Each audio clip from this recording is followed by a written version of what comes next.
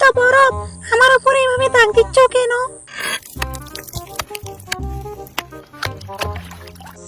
মালিক, আমাকে এভাবে কুড়ুল দিয়ে তাড়ছো কেন? আসলে তুমি কি করতে চাইছো মালিক?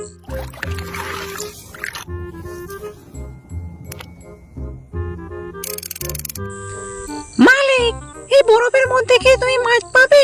এখানে চিপ নিয়ে হড়বড় হচ্ছ যে।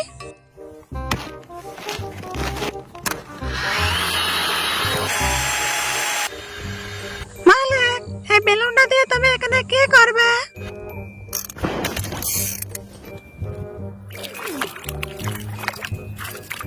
বাহ মালিক বাহ, তোমার তো হেভি বুদ্ধি। এই বেলুন দিয়ে তুমি একটা ভালো চেয়ার বানিয়ে দিলে আর বরফের মধ্যে থেকে এত বড় মাছ ধরে পারলে।